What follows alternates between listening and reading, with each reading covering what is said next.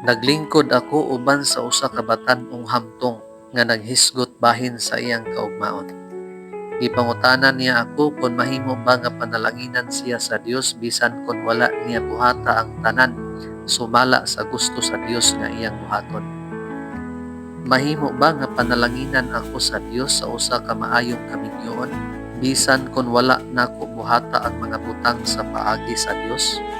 Mitubag ako sa istorya ni Batseba, ang babae nga gipanapawan ni David ug dayon gipatay ang iyang bana, si Urias nga Hitihanon.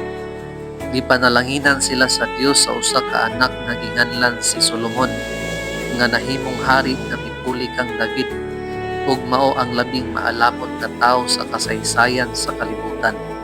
Ngano man nga gipanalanginan sila sa Dios niini nga anak ug labaw pa nga makapakurat, ngano nga kini nga babae gilakip man sa kaliwatan ni Hesus.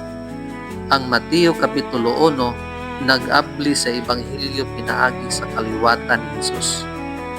Maayong pangutana, sa pagkatinuod, mahimo nato nga palapdan ang atong pangutana ngadto sa unsay gihunahuna ni Mateo sa diha na siya sukwahi sa mga kustumbre ni adto nga panahon, nakahukom sa paglakip sa upat ka mga katigulangan sa kaliwatan ni Hesus sa unang kapitulo niini nga Ebanghelyo.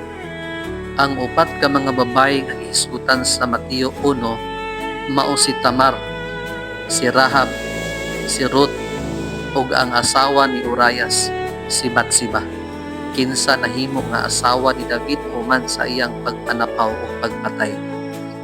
Si Tamar usa ka Kanaanhon nga nagpakaaron ingnon nga usa ka bigaon aron manamkon sa iyang ugangan nga lalaki tungod kay ang mga pagtagana sa manlulukat nga paryente wala matuman. Si Rahab usa ka bigaon gikan sa Jericho sa Kanaan. Si Ruth gikan sa Moab ug si Batseba mao ang asawa sa usa ka Hitihanon. Dili ba unta mopili ka og usa ka tawo nga sama ni Sara ug Rebeka?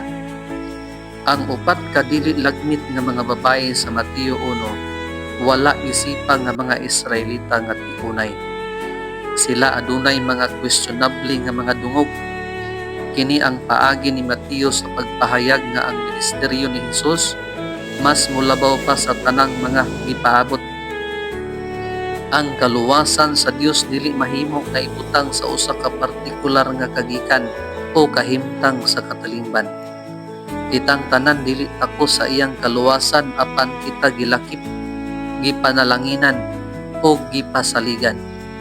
Sa matag higayon nga kita mabug-atan sa atong nangagi nga mga kasaypanan o maluya sa atong kagikan, atong hinumduman kini nga mga babae ug magmaya, kita gidapit o kita gilakip.